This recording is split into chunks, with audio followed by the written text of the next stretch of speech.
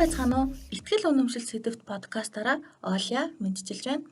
Өмнөх 3 подкастаараа бид мөрөөдөл зорилгод манд хүргэх үйлдэлээ тодорхойлж, үйлдэлээ хийх сонголтыг ухамсартай тархиараа хийх хүчтэй болсон. Гэвч ихэнхдээ хурдан бодож автоматар үйлдэл хийл гэдэг тархи маань бидний сонголтыг хийдэг. Тэр сонголтуудад сэтгэл хөдлөл, итгэл үнэмшил хоёр нөлөөлдөг.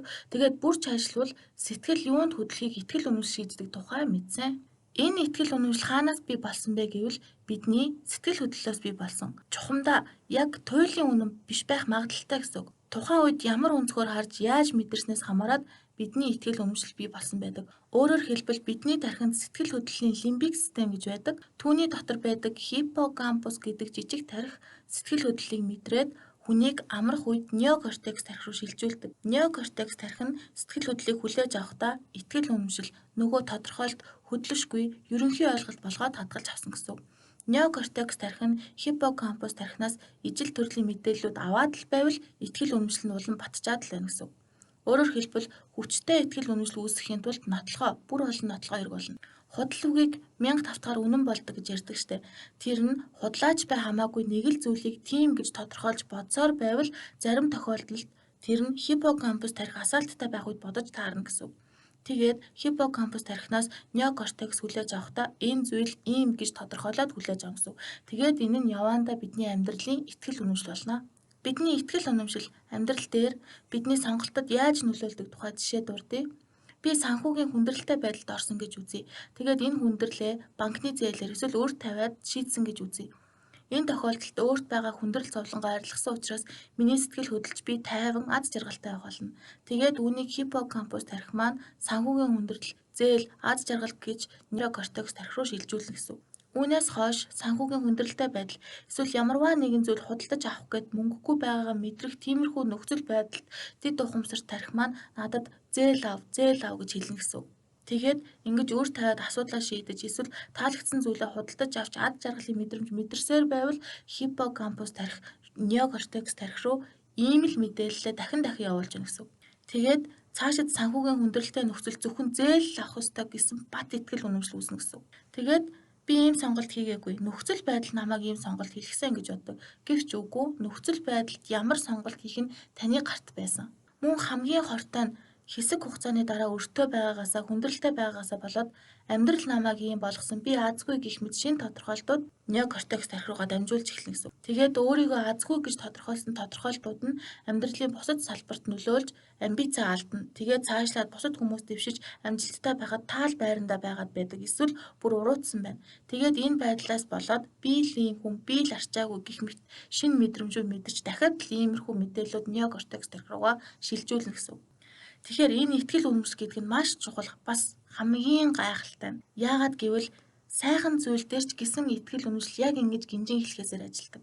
Жишээ нь та нэг жижигхэн амжилт гаргачихвал дараагийн том амжилтыг ядах юмгүй гаргана гэсэн. Өөрөөр хэлбэл шин сайхан итгэл үнэмшлүүд неокортекс тархи руу урсан орж улам бүр батцаар байх болно. Миний 2019 оны 6 дугаар сарын 8-нд болох яагаад би яаж юу гэх сэдвтэй воркшоп дээр та ирээрээ тэнд энэ подкастууд дээр ярьж байгаа мэдээллүүдэд нэгтгээд мөн нилээн задлж яг өөр дээрээ ажиллах нөхцөл цагийг та өөртөө гаргах болно. Та 3 сарын дараа воркшоп суусандаа өөртөө баярлалаа гэж хэлнэ. Тэгээд 6 сарын дараа та өөрийнхөө амьдралыг 5 жилээр урагшлуулсан байх болно. Мөн ялангуяа та өмнөх подкастуудыг сонссон, тэгсэн мөртлөө өөр дээрээ ажиллаагүй, бичих дасгалуудыг хийгээгүй бол би таныг мэдэж та хизээч бичихгүй. Тэгэхээр та өдий болтол өөр дээрээ ажиллаагүй л байгаа бол тэнд заавал байх хэрэгтэй гэсэн. За одоо нэг асуулт гарч ирнэ. Итгэл үнэмшлээ заавал өөрчлөх хэрэгтэй юу гэж? Тэгвэл би үгүй гэж хэлнэ. Харин амьдралын чинь аль нэг салбарт ямар нэгэн зүйл болохгүй байгаа бол тэрний ард буруу итгэл үнэмшил нуугдж байна л гэсэн. Яг дараагийн подкастаар энэ амьдралын тойргийн тухай салбар бүрийн тухай ярих учраас энд ингээд төр орхив. Тэгэхээр таны өнөөдрийн подкастыг сонсоод дуусаад хийх нэг дэх алхам бол надад өөрчлөхийг хүсэж байгаа амьдралын аль нэг салбар байна уу гэж өөрөөсөө асуу. Хэрэг байвал тэр амьдралын салбар маань аль салбар байна бич. Тэгээд ямар нөхцөл байдлууд надад дахин гарч ирж байна бич. Нөхцөл байдлын тухай ярихад ямар нөхцөл байдал амьдралд нь олон тохиолдож байна. Тэрний үүсгэгч нь та өөрөө гэсэн үг гэдгийг хатуу санах хэрэгтэй. Тохиолдлоор нэг сайхан эсвэл муухай зүйл гарч иж болно. Харин олон дахин тохиолдоод байвал тийм нөхцөл байдал үүсэх нөхцөлийг та бүрдүүлээд байгаа гэсэн. За тийм нөхцөл байдлуудад ямар хариу үйлдэл үзүүлж байна вэ гэдгээ өөрөөсөө асууж бич. Дараагийнт нь алах юм бол энэ гаргаж байгаа үйлдэлүүд чинь зөв үү? Би энэ үйлдэлээ удаан бодож гаргасан уу? Бодолгүйгээр автоматар гаргасан уу? Тэгээд энэ үед ямар үйлдэл гаргах ёстой байсан бэ гэж асуугаад хариултыг нь бич. Тэгээд энд ямар итгэл үнэмшил нөлөөлж байна вэ? Асуу, хариултыг нь бич. Энэ итгэл үнэмшил ямар байвал би хүсэж байгаа зөв үйлдэлээ хийж чадах вэ? Хариултыг нь бичээрэй. За одоо хэдүүлээ ашиглахаа болох итгэл үнэмшил, цаашид ашиглах итгэл үнэмшил хоёрынхоо байрыг солих хэрэгтэй. Жишээлбэл өмнөх подкастаар ярьсан эмэгтэй бид хоёр нөхөр маань өөр эмэгтэйд хайртай болчихж магадгүй, би тэгүүлэхгүй байх ёстой гэсэн итгэл үнэмшил байсныг нь миний нөхөр надад л хайртай, миний болон охиныхоо төлөө, амьдралын сайн сайхны төлөө заримдаа оройтож ажиллахаас ч татгалздаггүй.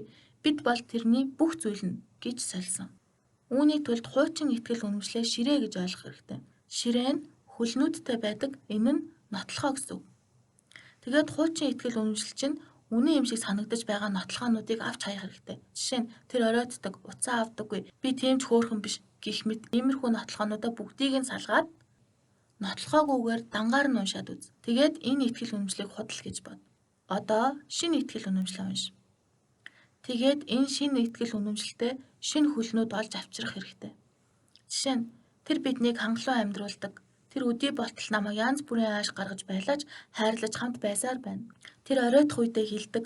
Тэр намайг өөрт нь байгаа бүх зүйл гэж хэлж байсан.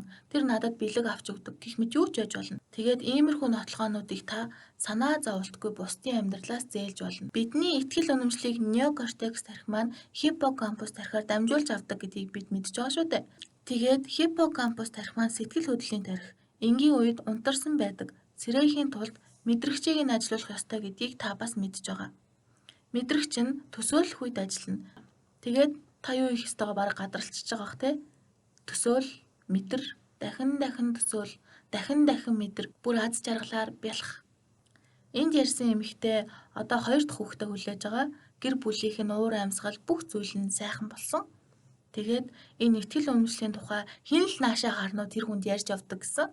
Тэгээд ухамсартай ухамсаргүй тархинууд нь хоорондоо эвтэй болсноос хойш сэтгэлийн маш их амар амгалан мэдэрдэг, мөн өөртөө гимшиг үйлдэл хийдэггүй болсондоо өөрийгөө маш их хайрладаг болсон гэсэн.